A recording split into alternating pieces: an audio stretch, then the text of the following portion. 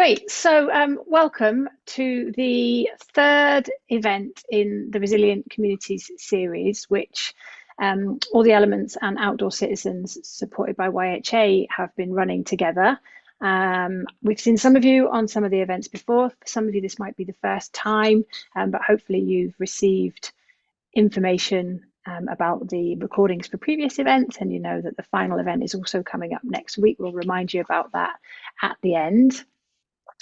My name is Gina McCabe, and I know some of the people in the room, not all of the people, but I look after outdoor citizens on behalf of YHA and on behalf of its members.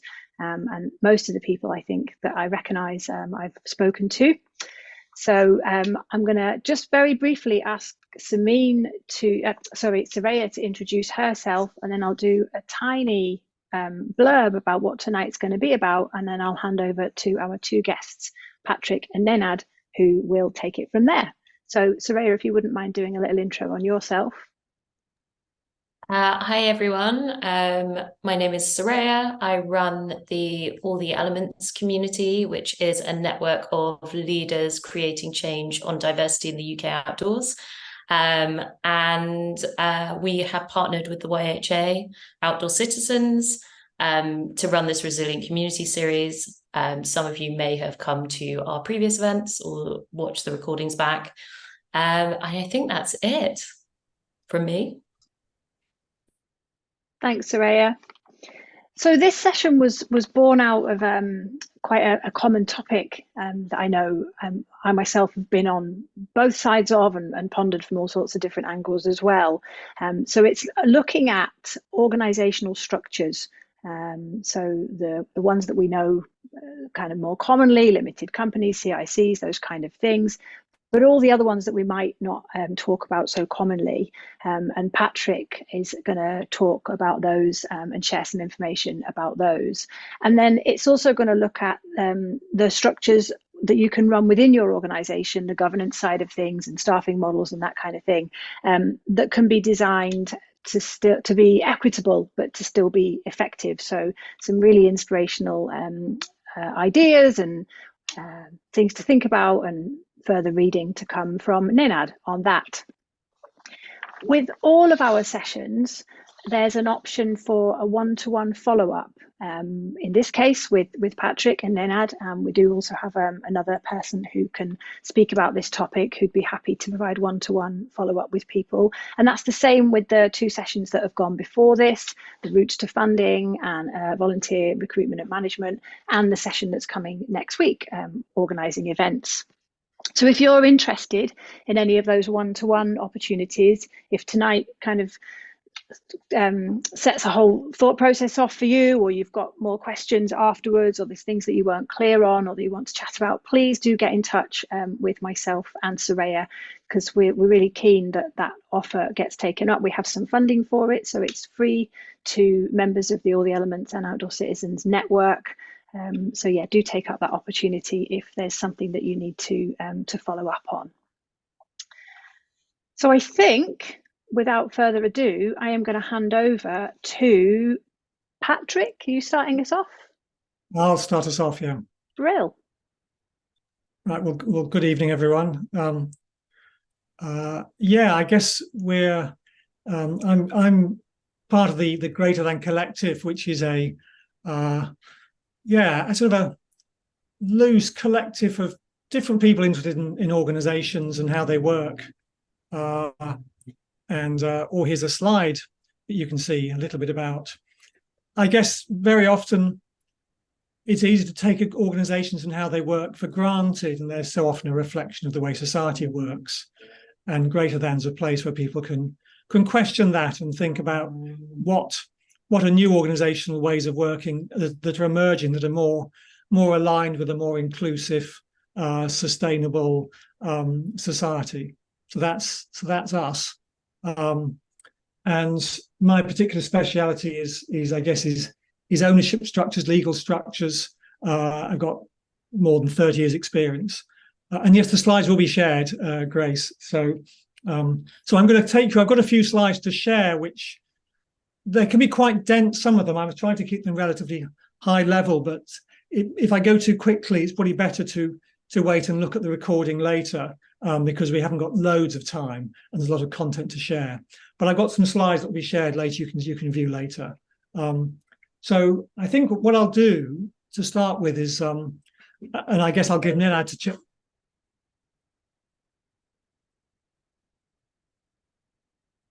I lost Patrick for a moment. Is that for everybody? That's for me too, yeah.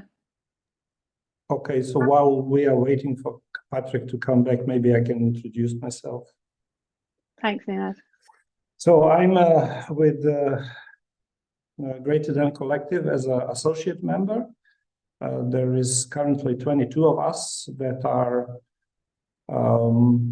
functioning, in fact, as a cooperative of professionals. We work as consultants, facilitators, and coaches. I'm based in Zagreb, Croatia, and I'm conscious that English is not my native language, so maybe I will not be so eloquent as the rest of you, or maybe if I say something that is not very clear, just ask me to clarify. I work as a group process facilitator, mainly in the context of permaculture, eco-village, and transition time networks here locally in the region and in Europe. And I guess my specialty is to support teams to work effectively, efficiently, and enjoyably. 3E, that's the approach.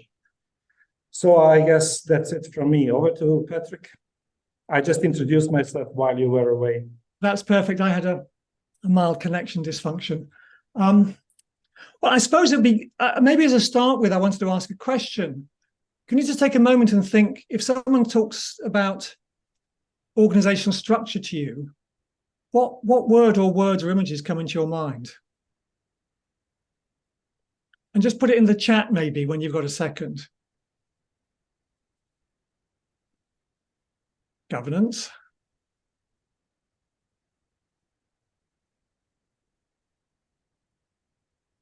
Formal, hierarchy.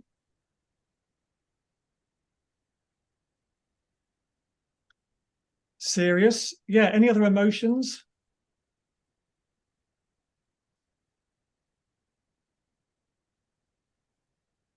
Compliance. Formalities from the ground up. Okay. Top down. Red tape.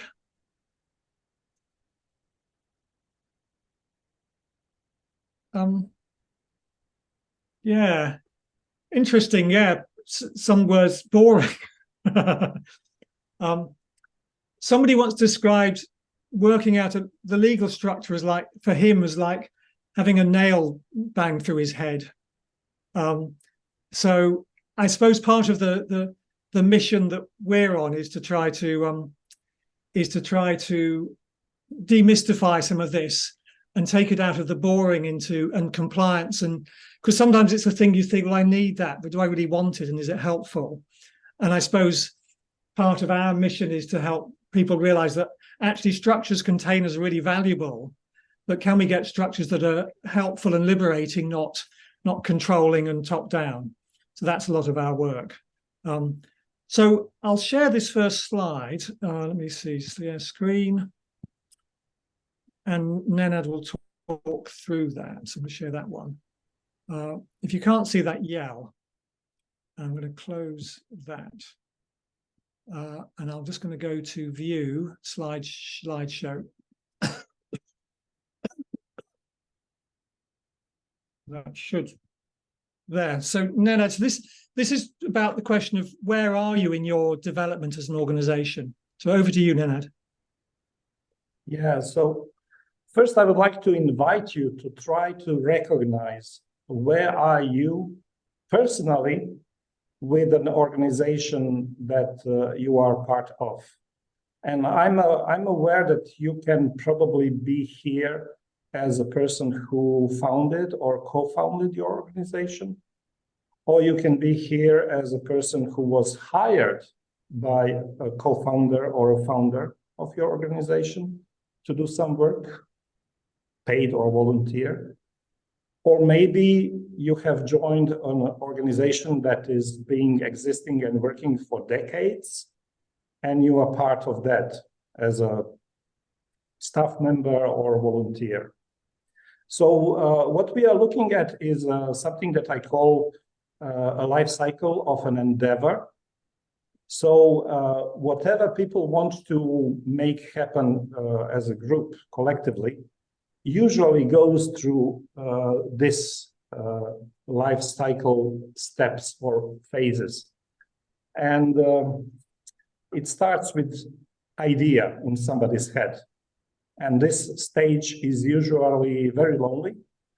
A person could be with some entrepreneurial inclinations, could notice a need and have an idea how to satisfy that need through an activity.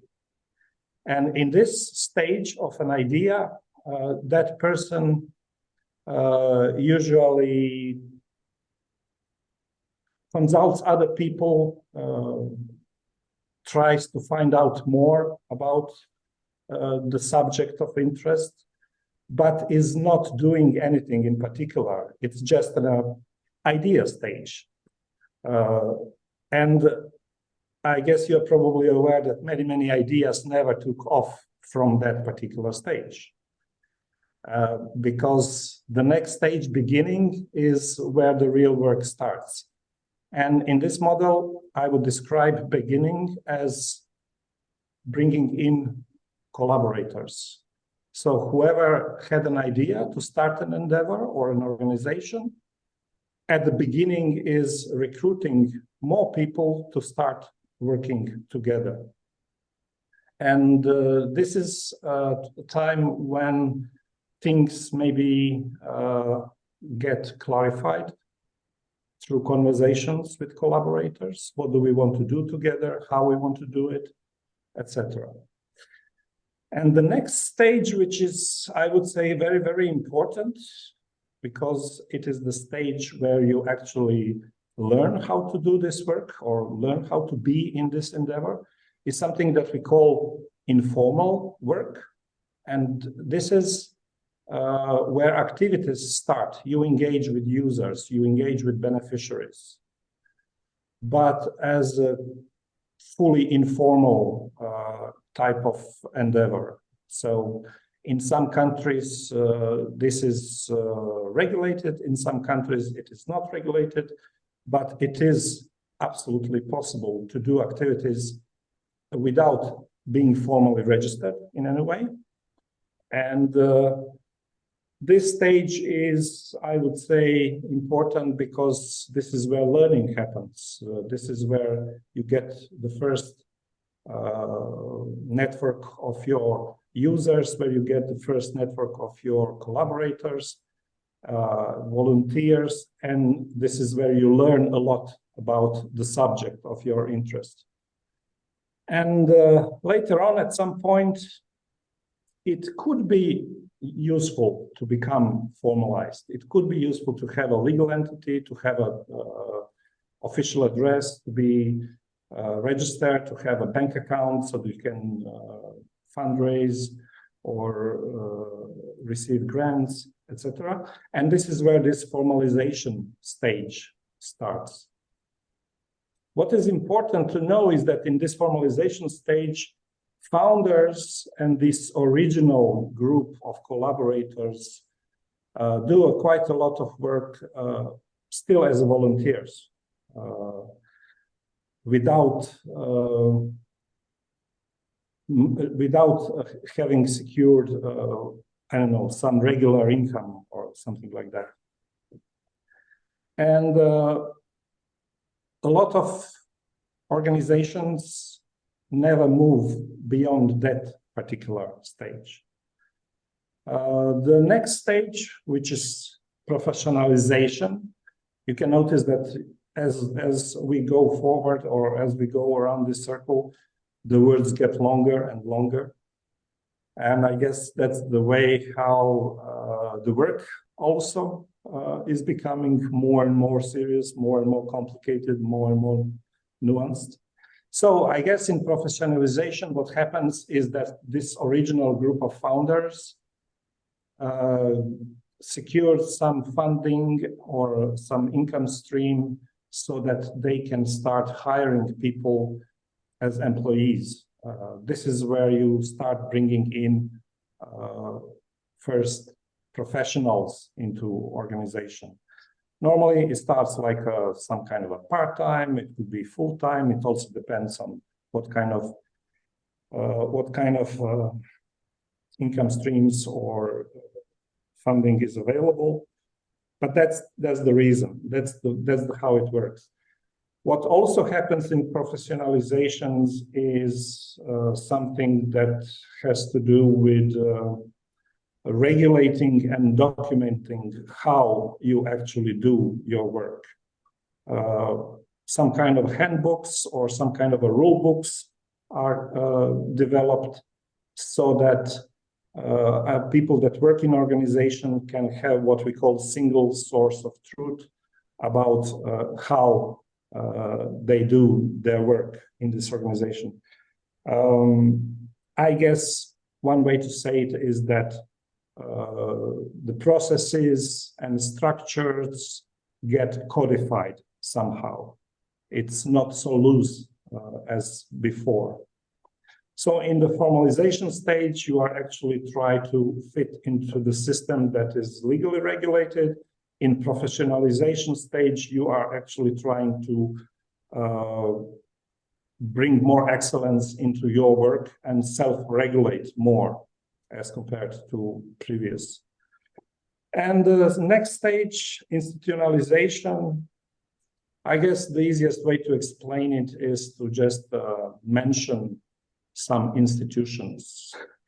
What you have, I know, in UK is an NGO charity called Royal Society for Protection of Birds, which is a huge organization with a lot of members, with a lot of staff, and is operating for decades. Everybody knows about that organization. So that's an organization in that stage of a life cycle. The seventh life cycle stage mentioned here, restructuring, is actually something that can happen right after any of the previous six. But for example, what is usually happening after institutionalization is that in a large organizations, you have either change of ownership or you have a change of governance bodies. And usually with the change of governance bodies, some new ways of doing things might appear. So my question for you now would be, first, if you have any clarifying question about any of these stages, I could explain a bit more. If you are curious about any of these particular stages, I can say more. So are there any clarifying questions?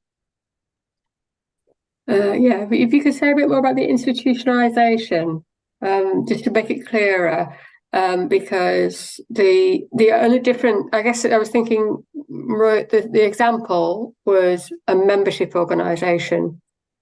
It can be any organization that is doing its work for a long time, has been through several cycles of professionalization, is very well known as a brand, and it's old. Yeah. Okay. Yeah. Can I offer? This doesn't apply only to a non-profit sector. I don't know. Shell is on that level of life cycle. One way of thinking about it, if I can just add, is for me, institutionalization is when the organization gets a life of its own. People come and go, but the institution just carries on, and it gets its own way of being, which is separate from whoever's. The UK democracy is like this. It's an institution. Doesn't matter who's prime minister or which party's in charge. There's certain things which just keep happening. Correct. Yes, that's right. The fossil fuel companies keep pumping out fossil fuels because that's what they do. And no matter who's in charge and who's there, the institution is in charge. Yeah, one way to explain it is also to take an example of a corporation. If a corporation is listed on a stock exchange, it's not the same type of organization as before that. It goes public. There are some equivalents in the non-profit world for that as well. Okay, any more clarifying questions? Okay, so if not, what I would like you all to do now is to think about your work and your organization and try to identify, generally looking, where do you feel, in which life cycle stage of endeavor your organization is. So I'm going to, and just put a number in chat and press enter. I've put my for number for greater than. Shall I stop sharing? I think so, yeah, it's okay. So let me see what we have in chat. Okay, one restructuring. Cat, you are in an institutionalized organization on that level, great.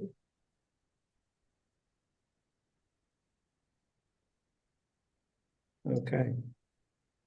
So that's so exciting to have that range in the room. How cool is that? Yeah. And we have an idea stage with Landry. Am I correct? Almost. Lanry, that's my name. Okay. Thank you. Okay. So I will come back maybe later to this model, but I think it's useful for what we are going to talk about today. And it's also useful in my experience, particularly if you are founder or co-founder, to know what you are actually doing when you are working on your endeavor. Over to you, Patrick. Okay, well, I'll share screen again and I'll take you through some, a little bit more. Where's it gone? There's my screen. Yeah, so I'm hoping you can all see that. So I suppose, as I mentioned, demystification of this is something that's an important part. I think of the whole making this, in a way, improving accessibility of organising. It's being kept in this, fairly select elite of accountants and lawyers and so on. So, but if you're not for profit and not, I've listed just a few words that you will often hear: charity, club, cooperative, CIC, social enterprise, and it can be quite confusing. So, and I think the first thing to talk about, which is linked to the other slide, is very often people can want to be, either younger or older than they really are, and I think one way of thinking about an organizational form, a legal structure, is it's like a uniform, a suit, and so maybe it just looks a bit weird if you're wearing a suit that doesn't quite fit you. So I think I would just ask a question and maybe answer in the chat. What do you think? Can you have a think what you think might be the purpose of a legal structure?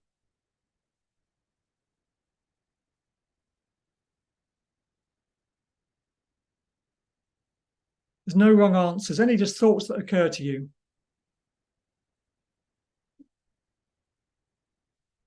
So I'll stop sharing again for a minute.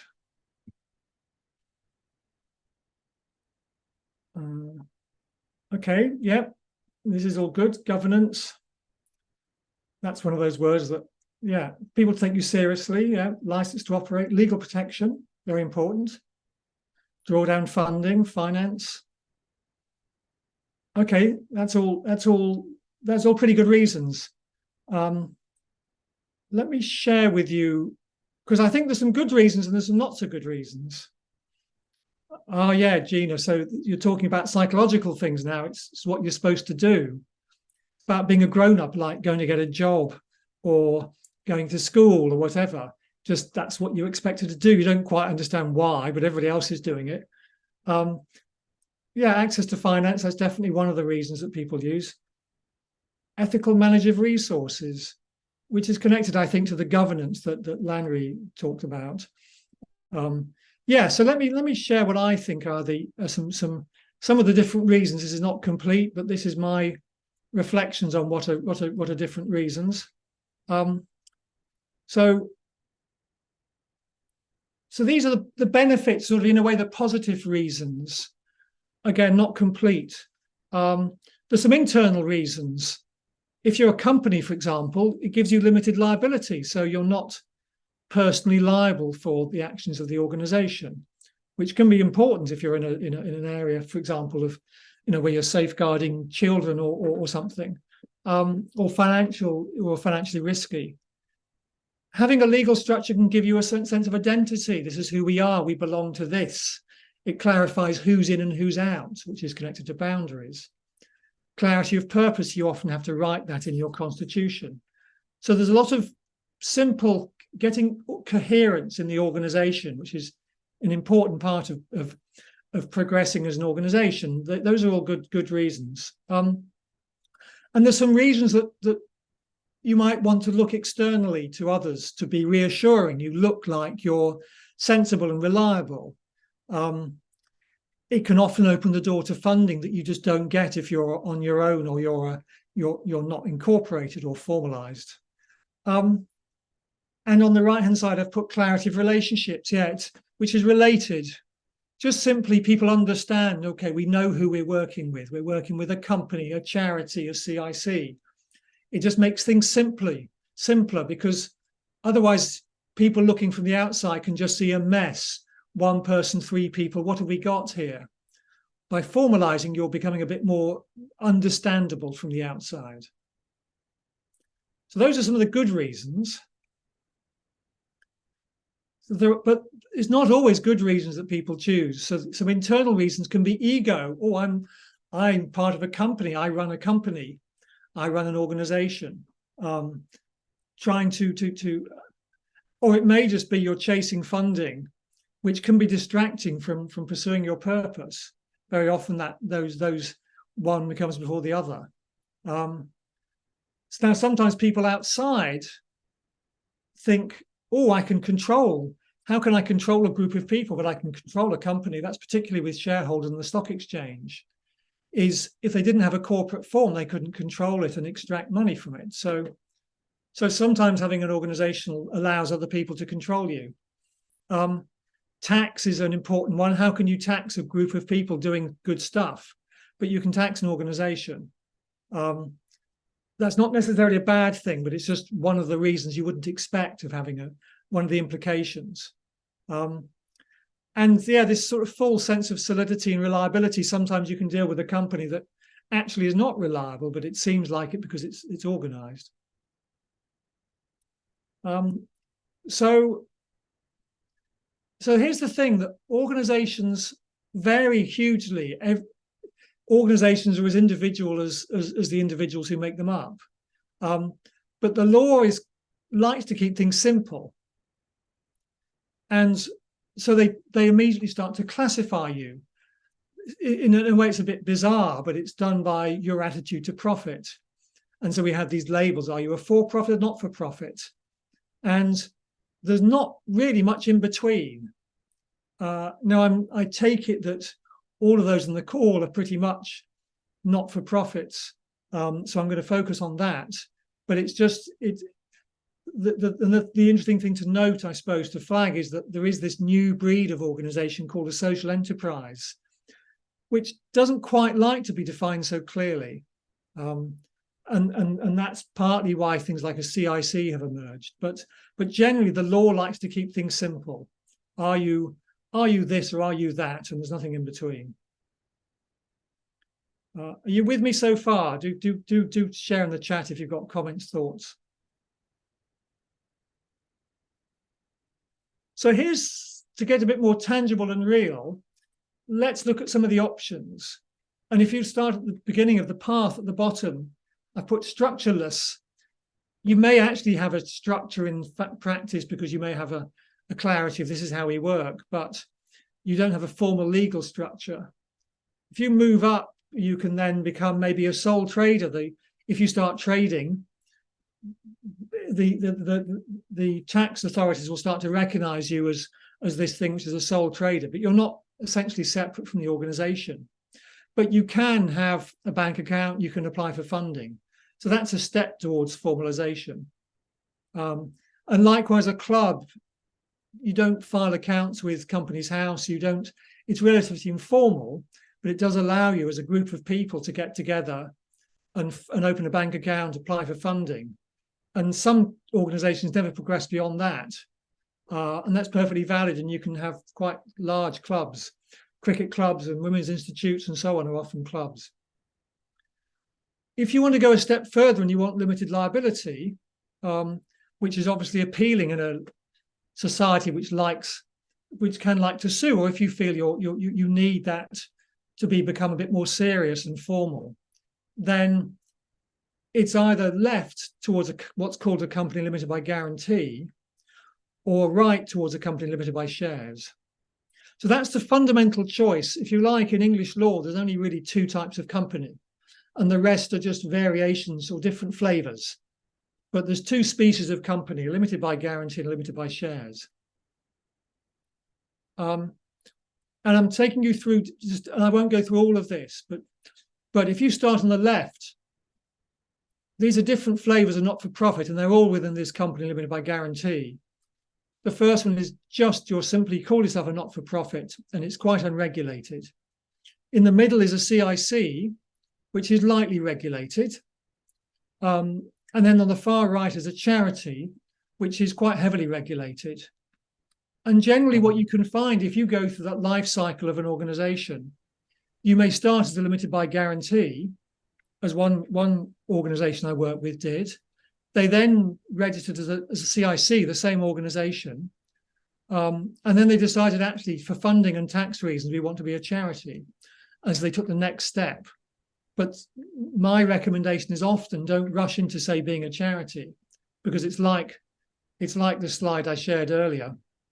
If you're a small organization, a new organization, and you rush to be a charity, you can find the regulation can be quite overwhelming. Patrick, can you maybe explain a little bit what limited liability actually means technically and in practice? Yes, good. So the idea is that in old forms of company, the people running it could be personally sued for the actions of the organization. So just imagine if the chairman of British Petroleum or Tesco or RSPB could be sued personally for the actions of the organization.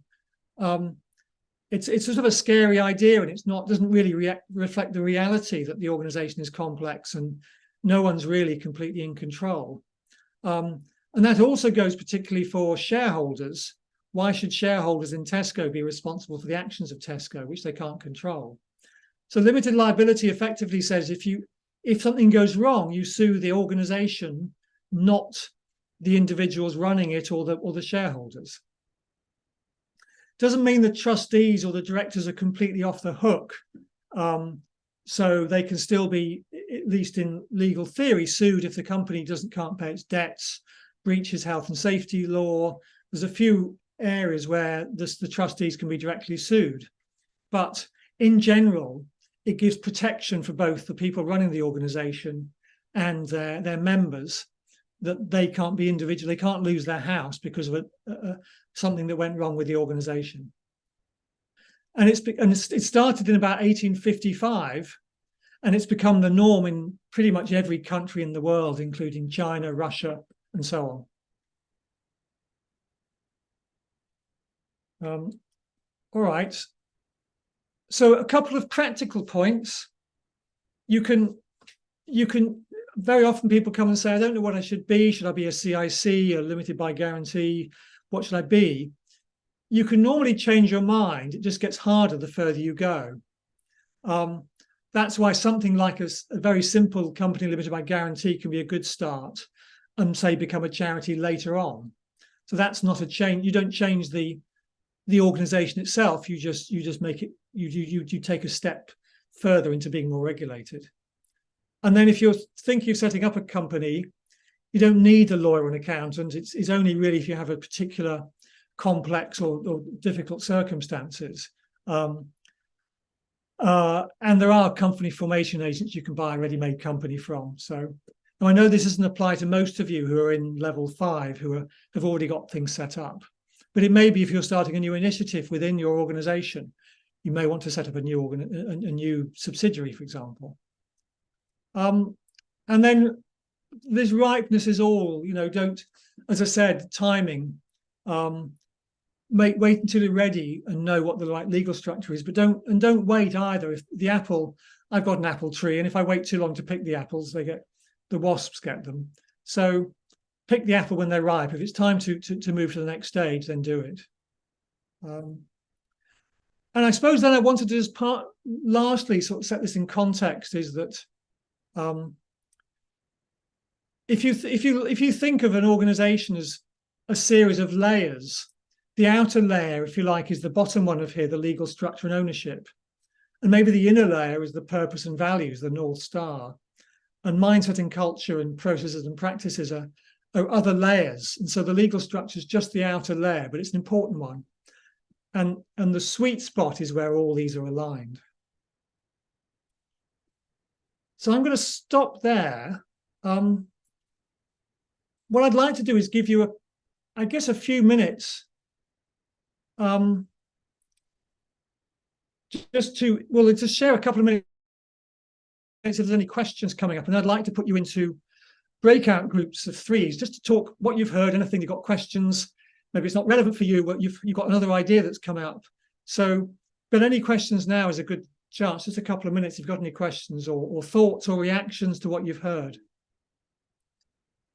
There is a question from Kat in chat, if you would like. You have a mixture of structures to make of a proper making cyber and a CIC to access funding. Oh, the last slide up again, I can do that. And I'll answer the question. Yes, the short answer is yes. It's a bit more complex, and I normally recommend people don't start from there, because it's complex enough sometimes to have one legal structure. To have 2 makes things a lot more complex, and you have to manage the relationship between the 2. But if you start off with one, you start off with a for-profit or a not-for-profit, and then you find actually we could really do with some investment from shareholders, or we could really do with some access to funding that a not-for-profit would bring, then more and more I'm finding people coming to say, can we have 2 structures that work together? And I'm seeing that it's quite common these days, social enterprises, because there's no legal structure for a social enterprise that wants to make profit and do good, then often the right way to go is a hybrid structure with two entities. Yeah, this is what I wanted to maybe add. In my country, and I know for a fact in Germany, very often what happens is that a non-profit association, a membership organization, sets up a company limited in UK terms. So you basically have 2 legal entities that are connected by ownership. And this is that kind of a hybrid form. And in Germany, now they have a hybrid, which is like social enterprise. And I guess there are some similar legal types in the UK, which Patrick would know. Is Patrick frozen again? Oh dear. Maybe he is. Yeah. There's a question, Ninad, it might be more one for Patrick on community benefit society. Yeah, that's definitely for Patrick because it's a UK legal form. Okay, great. Not to take Patrick's plan away from him, but I wonder if while he's having his technical issues, we gather the questions that we might need to in this room, because we're a relatively Maybe I small would group. just want to add something that Of course. Patrick mentioned this essential difference between non-profit and for-profit organization. But if you look on that from the point of view of endeavor, actually the difference between a for-profit and non-profit entity is very little. And there is just one difference, actually. Both types of organizations need to generate income and need to cover their cost. And if a for-profit entity creates a profit, this profit is distributed to owners. If a non-profit entity creates a surplus, it stays within the organization. So that's the only difference. But in terms of how to run an organization, you need to cover the cost. You need to actually create enough income to cover all the cost and generate some surplus. Thank you, Ninad. Welcome back, Patrick. I am just going to do a quick time check because I'm conscious about it's 7:15 and we plan to wrap up at 8.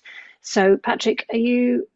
I was wondering about doing your question piece in this room, and then perhaps I'll field any questions that might be better suited to a one-to-one, and we can hand over to Ninad. Why don't we do that? That's a good idea. Because, for example, just quickly on the two questions that appeared in the chat, Please. the Community Benefit Society is a type of cooperative. So, and cooperatives are sort of a different category. They fall in the middle a bit. They're enterprises, but they're more democratic. And there is that is sort of almost a subject for a separate talk. They are a type of company, but and community benefit societies in particular in the UK are a charity. They're charitable too, so they're quite a special case, which may be right for people who like cooperatives. They're more regulated. They're quite expensive to set up, and so on. So, and relative running costs. I mean, that's very, very hard to say from an purely administrative point of view.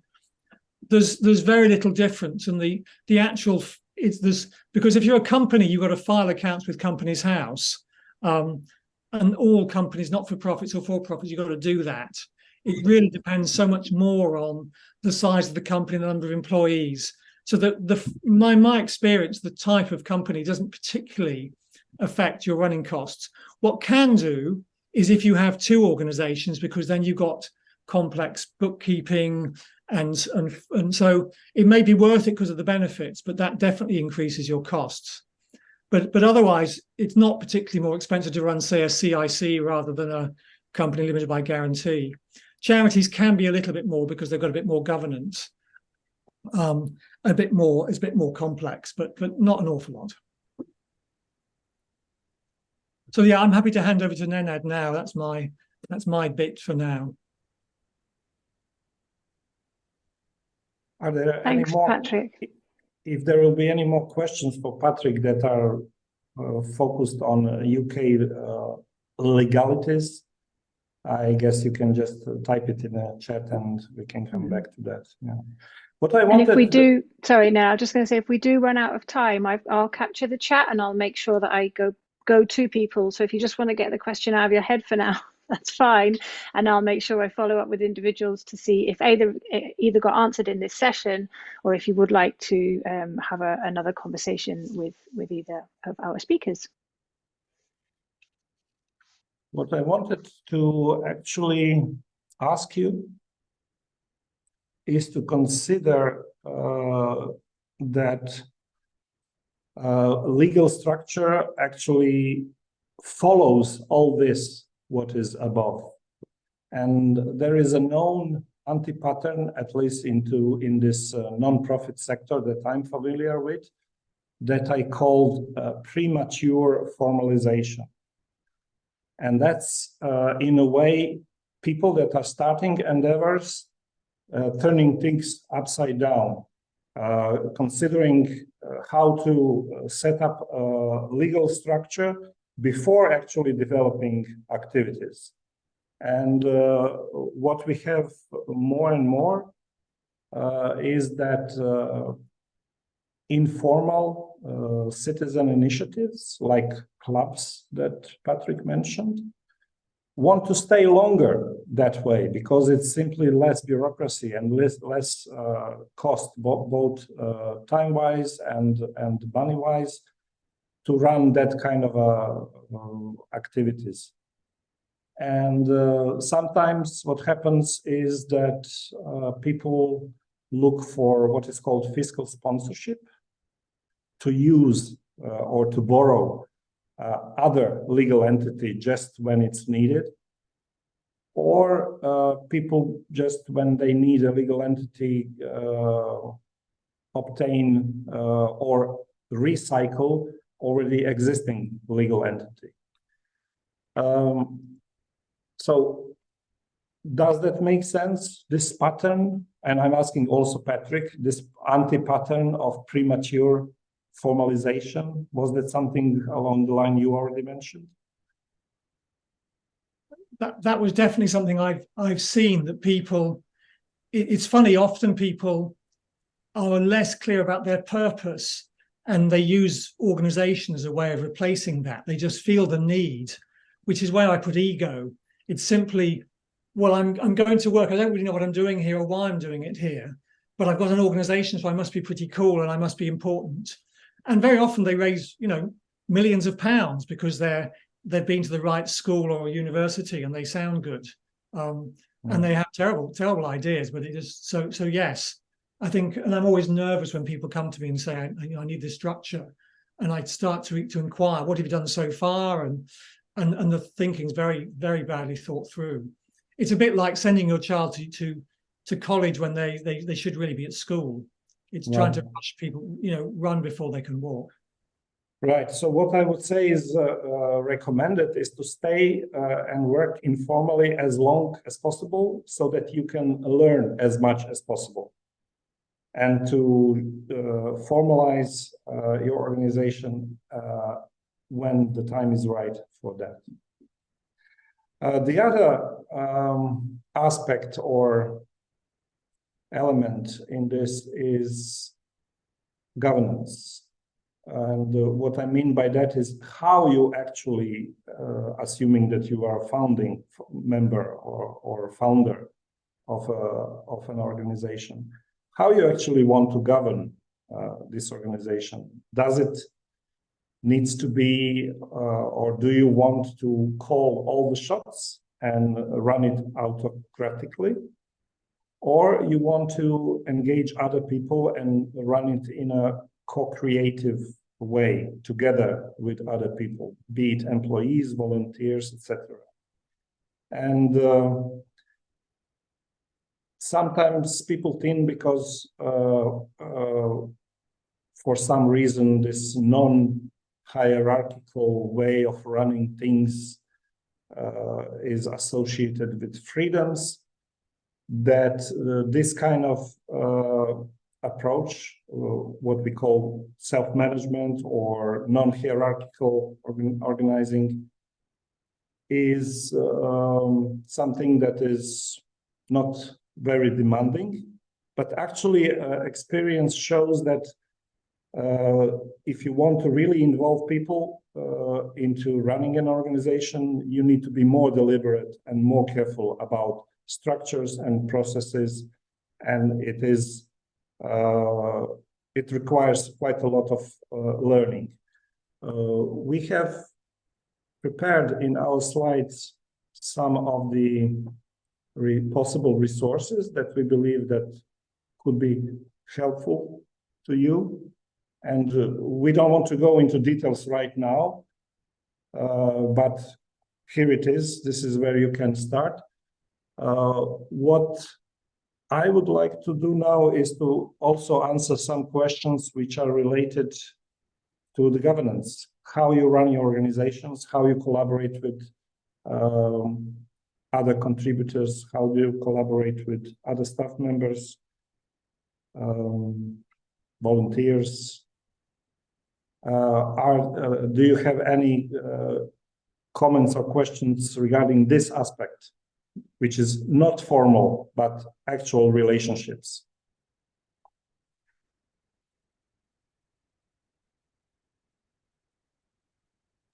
Can I ask one? Sure. So as all the elements, and I'm very happy to be transparent, we always are in all the work that we do. We are looking at different ways of engaging our community in our decision making. So we're currently a CIC. We actually only have 2 directors at the moment. We're in the process of potentially getting a 3rd director, but we don't want to make all of the decisions, but we are interested in what different structures look like so that we can get all of the community involved more in our broader decision making about what we run, how we do it, all of those sorts of things. And there's not much information out there about it. Okay, so the first question I would ask you is, how large is that group? How many people? So the core is probably it's a few hundred. We're just about to formalize membership, so we don't know for sure, but it would be let's say 200 as an example. Okay. But there's more in the broader community, but in the center. So you cannot call 200 people a core. Core is usually a small group of people of agile size. There is this formula 5 ± 2, or in some ways you can say between 3 and 9. So this is the size of the group where you can actually have meaningful conversations and make decisions together. The general pattern is, the larger the human system, more you need to break it down into smaller groups to make it actually function. And the more groups you have that need to coordinate, the more process you need. So my favorite practical guide for this kind of things is listed on this slide, Sociocracy 3.0. And there is this constant decision-making method, which is very different from majority voting, is used. And there are other patterns in this guide. And essentially, all the patterns in this approach have the same purpose, and that is balancing individual agency with collective intelligence and wisdom. And again, to go back to the very, very basic pattern, when you want to engage such a large group, like 200 people, what you need to do is to set up a system that increases feedback, increases consultations. However, you need to reduce the number of decision makers to make it functional. So you increase feedback and you reduce number of decision makers. And you can come to the group of decision makers like democratically through some kind of elections, or it could be a group of people that are appointed by these 2 directors. But my recommendation would be that decision-making group is never larger than 5 ± 2. Yeah. That's really helpful. Thank you. And I wonder, I'm just going to ask a really quick follow-up question. So one of the things that we have considered is having different decision makers for different things, because the community is so broad. Sure. And so having people opt in for the things that are the most important, or they feel like they have the most experience for, is that something that would then work with those small? Yes. So we could have several smaller groups. Yes, we call this, in a self-managing organization, and in Sociocracy we call this domains. Not everybody needs to be included in every single domain, and people can be in domains according to their interest, the work they do, etc. So you start organizing large group of people by clarifying these domains, and there are patterns for that. And then you structure the decision-making groups within domains. And you also set up coordination between this decision-making groups. Great, that's very helpful. Thank you. Any more questions or comments about this kind of stuff? Relationships between collaborators. Relationships between collaborators. How to make a human system actually functional. That's the point. Kathy, you're going to go with a question. I was going to ask, Nenad, what do you think? Go for it. What do you think of the practice of in not-for-profit charity trustee board giving individual directors roles? So director of equity, diversity and inclusion, director of safeguarding, that kind of thing. We've never gone down that route in our organization. You are asking me within the board of trustees? Yeah. Or board of trustees as a collective appointing a person to that role? Within themselves. That's what I mean. Yeah, so that much as I know about the board of trustees in UK, it's a volunteer role, right, Patrick? Yeah. It is in our organization, yeah. Yeah, so usually this kind of a specialized work is something that is probably better to be organized in a way that is professional. However, I personally would not limit a board of trustees that wants to organize themselves according to a certain roles to do it if they want to do it and if that's not against the law. So I don't know this kind of aspect, but my general take is if you have a motivated group of people that wants to do something together, let them organize themselves in a way that works for that particular group of people. Make sure that legal compliance is there, but internally they can do whatever they want, in my view. Does that answer your question? It does, yeah. Thank you. Can I just throw in that for me, the challenge for a board of trustees, volunteers particularly, is like in the UK and charities, is that they've both got to work together effectively as a team, but also be sufficiently connected to the organisation to be useful and understanding connected. And sometimes things are so specialised that unless you give people particular responsibilities, no one of the trustees understands things. So sometimes you need to have that specialty given to an individual. So I mean, I guess I'm agreeing with Nenad that sometimes it may make no sense, but actually if it's been thought through and people are dealing with that particular issue, it may be very sensible. Okay, yeah, thanks. Nenad, can I bounce back to the discussion you were having with Soraya? So thinking about outdoor citizens, and I guess I'm quite, I feel like I'm almost programmed in this must have a leader sort of way. It's really interesting listening to this conversation. So, but if you have decision-making domains,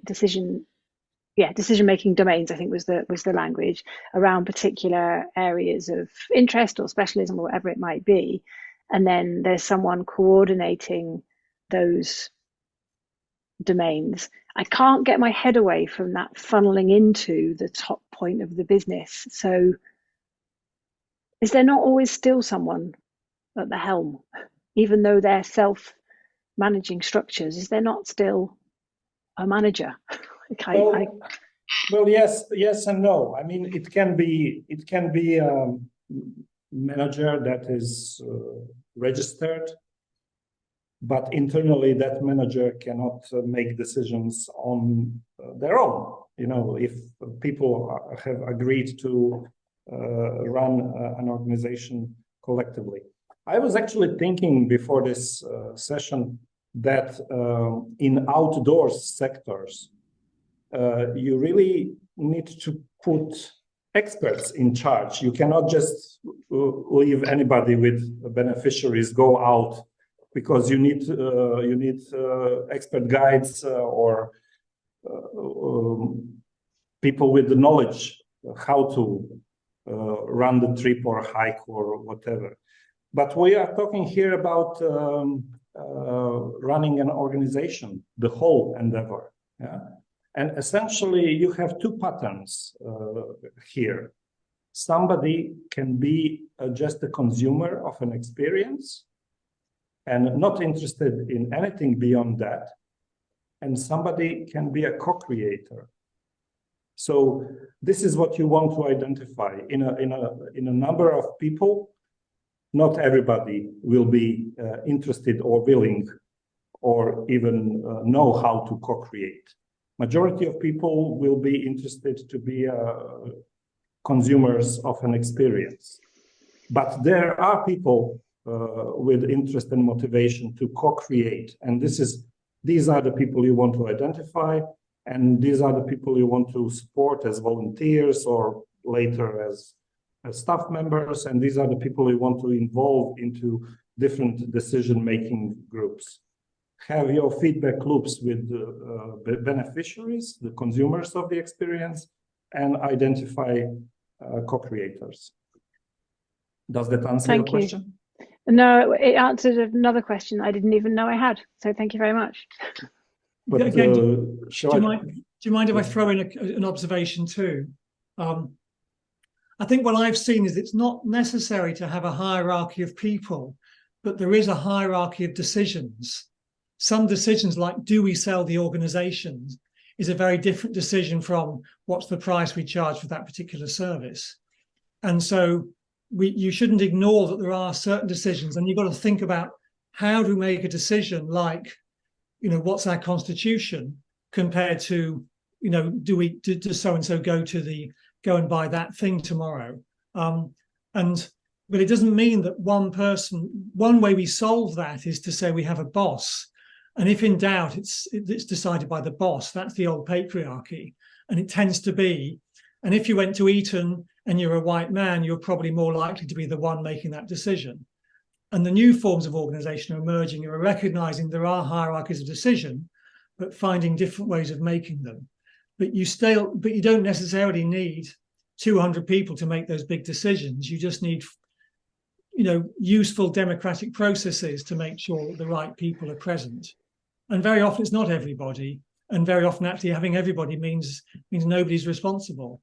So it's being thoughtful about that, but it doesn't mean it has to be one person or one person in charge. But it might be that you have an annual meeting, and that's the space where these big decisions are made. And you can't make those big decisions outside those big meetings, but it doesn't mean one person has to be deciding. Yeah, and to go back to your question, Gina, so if an organization is bossless, one way to look at it could be that it is leaderless, but we like to say that such an organization is leaderful. So this role of leading is distributed and structured in a certain way so that it is functional. You cannot just do it. You need to actually prepare the ground quite carefully so that it is functional. But bossless organizations are leaderful, many leaders. Well, that's really useful. Thank you.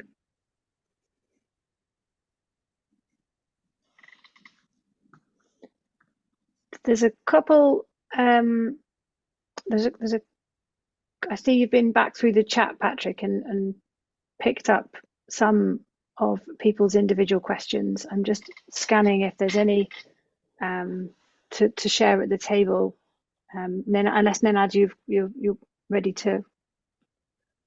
I have some curiosity.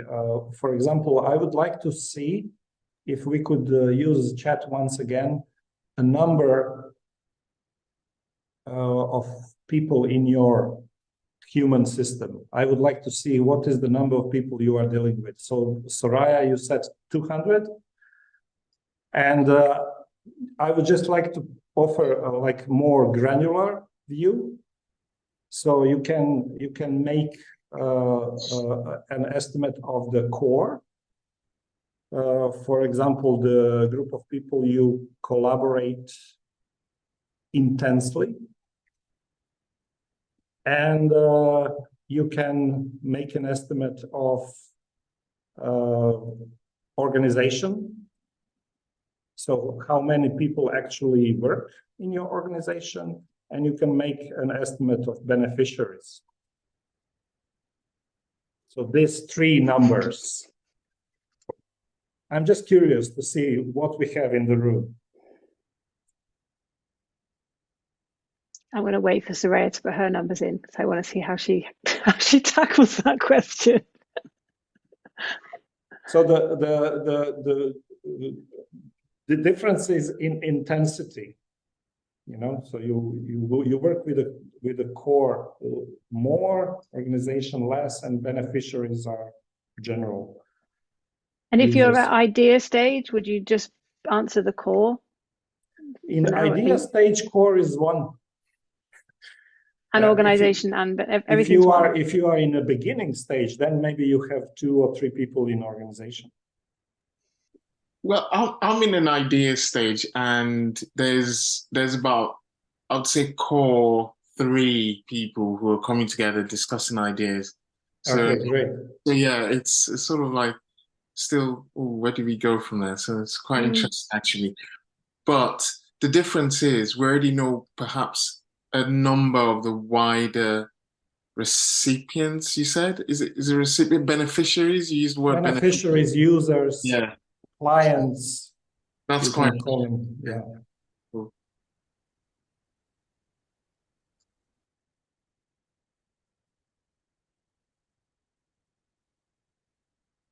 Yeah, so I would just turn this number for you, Soraya. Organization, that's core, and the other way around.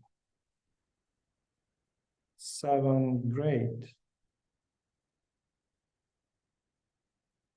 So when you are running an organization, what is really important to know when any kind of a decision is going to be made, who are actually decision makers, and you want to be very deliberate and particular about that. In some cases, it could be just you as a founder or co-founder. In some cases, it may be some smaller group of people. And in some cases, you may want to consult with more people. But the general pattern is if you want to work in an effective way, reduce number of decision makers, increase consultation, increase feedback loops. Is that the main pitfall or mistake you see within organizations that are trying to kind of distribute power, or is there anything else that traps that people tend to fall into? Well, when we speak of power, we talk about 4 types of power. Power over, we all know and understand what that is. And then there is power with, and power within. And what was the 4th one? Anyway, what we are nurturing in collaborative organization is power with and power to. Yes, that's the 4th type. Power with, power to, and power in, power within. And sometimes it may seem that power over is the shortcut, elegant shortcut, but it really depends what kind of a culture you want to develop within your organization. Because long-term power over might mean misuse and abuse, and can create not really useful consequences. And also is exhausting as the person who is running it as well. Yeah, one person responsible for everybody's salaries. It's really interesting way to think about it. I think certainly, I don't know, maybe I could see Soraya wrangling with the same thing, and certainly from Outdoor Citizens, I don't like to say that there's a small core, because the organisation was set up for its members, and we intend for that sort of equitable practice, but not doing it in practice yet. There is a core, so but actually writing that down makes you realise what you're not doing. But then, Yeah. like you said, it's okay to get comfortable with the fact that for some things you need a core, because you can't have 100 people all making a decision. Yeah, in Greaterthan, we are quite deliberate about that, and we have like 3 zones. We have members, which is 22 of us, and then we have like 62 explorers. And then there is a zone beyond that, people that we are interacting, or clients, which are hundreds and hundreds of people. But within Greaterthan, we have this. And within members, we have a smaller group of partners, 7 of partners. And this is one way to look at the human system. The other way is domains, already mentioned, which is also important. Not everybody is dealing with everything, and people can specialize within this kind of a structure. Patrick? Yeah, I guess I was only going to add, it was quite a journey for me to realize there is no thing as a flat structure. It doesn't really work in humans. You can map it out and say it is, all the members will do all the work, but actually within that, you'll always get somebody who's got more knowledge, or who's got more passion, or more time, or something. Inequality is a reality, and so it's just being conscious of that and making choices about it. But I remember open source was a big thing 15, 20 years ago, that people could say, well, Wikipedia in theory is built by the community, but actually there's a core who make key decisions, and it's quite important. There are. And Wikipedia. Yeah. Wikipedia is a very good example, because if you look what's below the hub, it's very, very well structured. All the writing processes, all the editing processes, all the work is very, very structured and very, very clear in terms of roles. And actually, to get the members generally to have power, you need more structure than you do if you have, well, somebody's in charge and they make the decisions. So the difficulty I find that some people assume, because they want to get away from these patriarchal top-down controlling systems, is say, let's have no structure, no one in charge. And then you get informal, hidden power dynamics, which are normal in human relations. So actually, it's not about having no structure, it's having more conscious structure, being deliberate about the structure, structures that liberate, not structures that constrain. And that's the work in a way that's emerging in the last 20, 30 years about self-management and agile and all these things.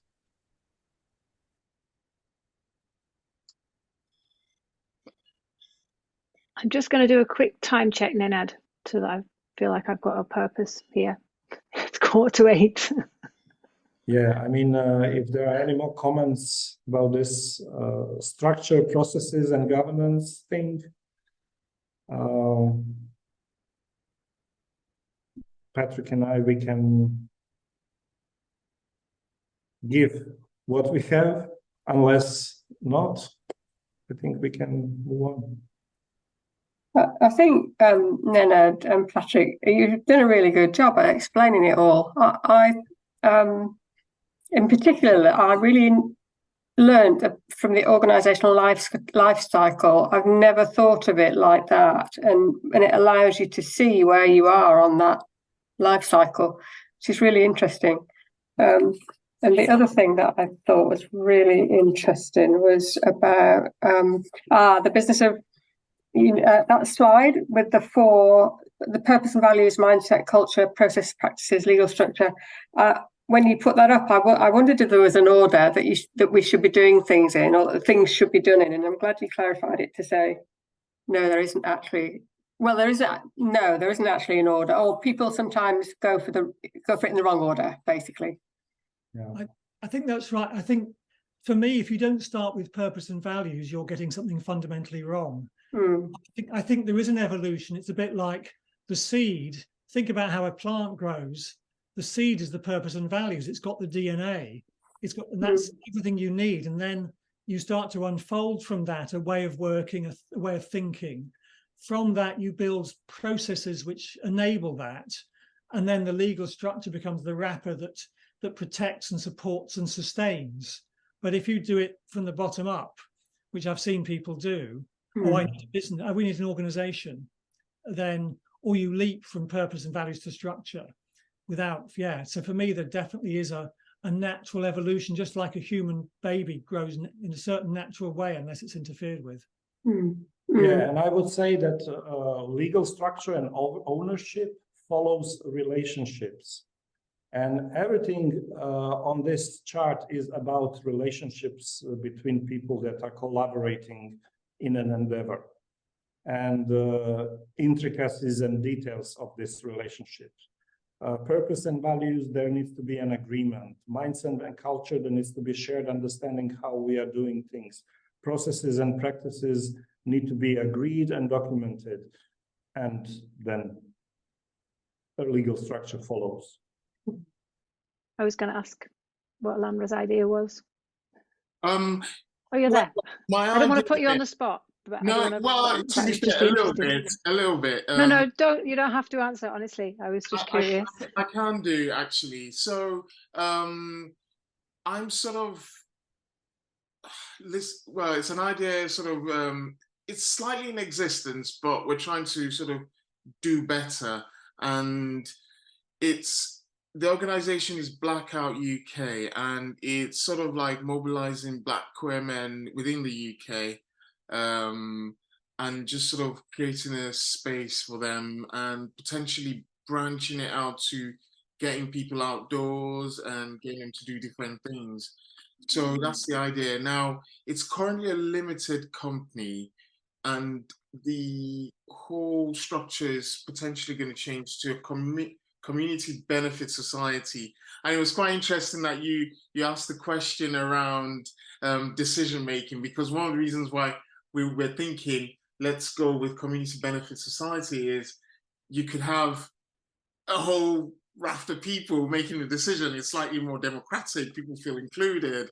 But then listening now, I'm thinking perhaps it's not the best, because it just complicates things. Because then I wrote down, how would you sort of gather people's thoughts, and how would you make sure that everybody's opinions are heard, and then the voting? And so I think it's given me a lot to think about, to sort of discuss with the other guys, and thinking perhaps we need to sort of maybe change tact and stay as we are now, and as we mature through the idea, then change later on.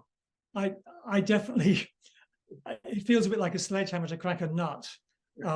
I definitely wouldn't try and force a quite clunky, quite heavy legal structure that's quite regulated simply in order to force through collective decision making.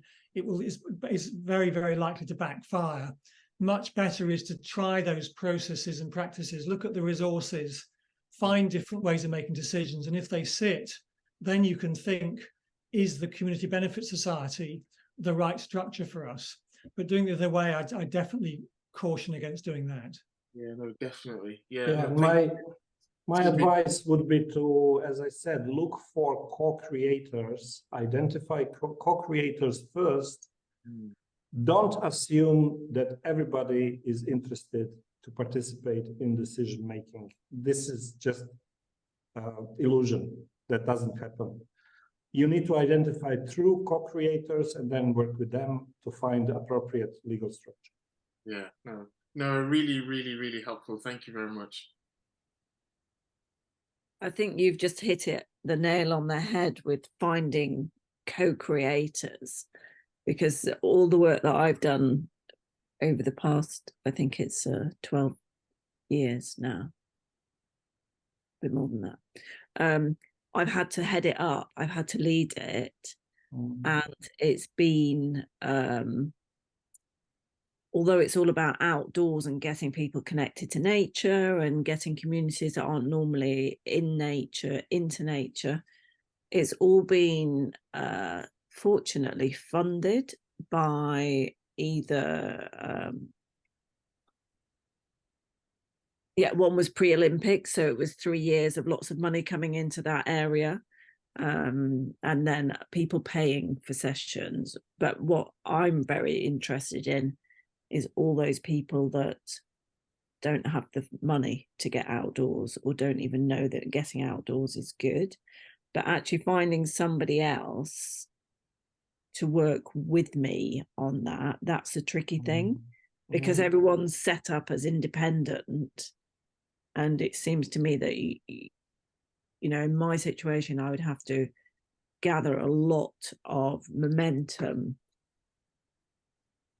to then try and set something up that was more community based. And then that's a lot of my effort gone into it to create a flatter structure.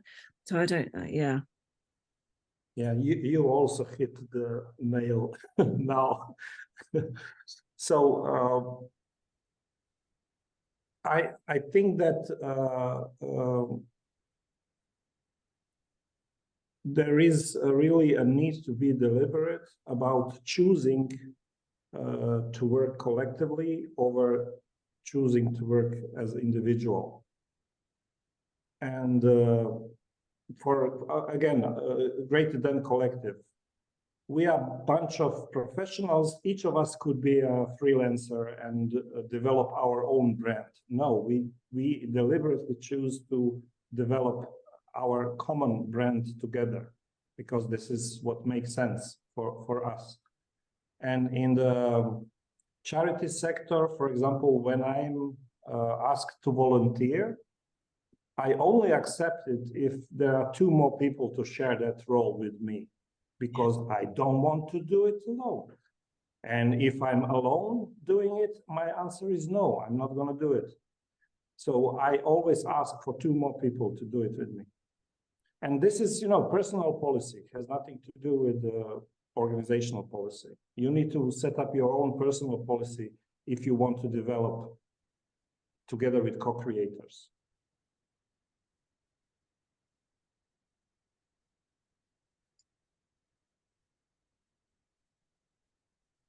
Thanks, Gav. Oh, were you going to unmute? Go for it. I don't know, I've done something. But then if there are no co-creators, the most interesting work, how does it happen?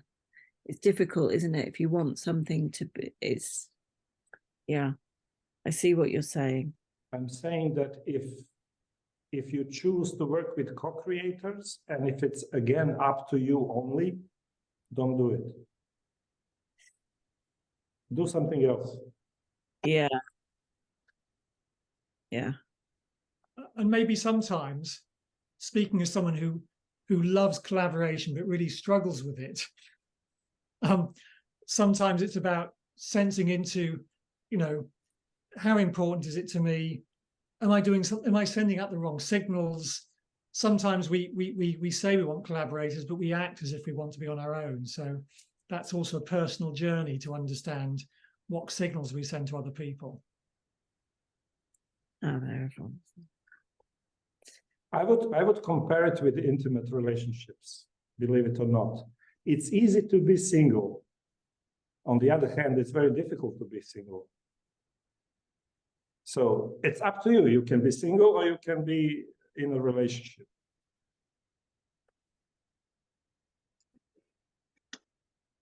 Thank you, Nenad. What a wonderful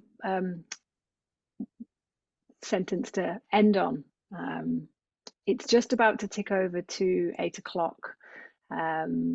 If you're still pondering questions, I'm going to drive this point home again, and for the benefit of the recording, please do reach out to myself or Soraya. I imagine particularly on this topic, it's very personal to where people are at in their plans, and we'd be happy. We've got a relatively short time frame to pair people up with one-to-one calls because of the funding that we have to run these events, so we need to have them booked in and organised, subject to Nenad and Patrick's availability, and one other person that we have who we can pull in if we need to, but they must be done by the middle of October. So if you're thinking that you would like to check in with them and talk through some of your own questions, then please do that sooner rather than later. And apart from that, I'd like to just put a reminder on the recording that the next event, Soraya, do you want to introduce your final event and say goodbyes? Yes. So it is, I believe, next week, but it will also be uploaded as a recording if you're watching this as a recording later on. We're going to have the amazing founder of community organisation Love Her Wild, Bex Band, join us to work through all the things you need to think about when you're trying to plan an event. So it's an event organisation event, and it's going to be really interesting because she's going to run through it with one of our community members, so you can see it happen in a real life example, which we're really excited about. I also just wanted to add that although we have a limited time period on these specific support calls, that all the elements offers one-to-one calls all the time, all year round. And we try to partner people with experts as well. So I can talk through a lot of, from a lot of experience from speaking to a lot of different community members. I've done over 400 calls now. But we do match people with experts as well. Sometimes those experts are paid through funding. Sometimes they give their time to help the community. So there is ongoing support as well. I think that's it from my side. I want to say thank you to everyone who's here. And thank you so much. Sorry, my words today. It's like my brain is going into meltdown. But thank you so much to Patrick and Nenad for joining us and giving us all these amazing insights. I know I've got loads to think about. Yeah, anything else, Gina? No, thank you for those that were able to join and make it come alive with questions and bring your thoughts. That's much appreciated. And we'll see you all, or some of you, next week.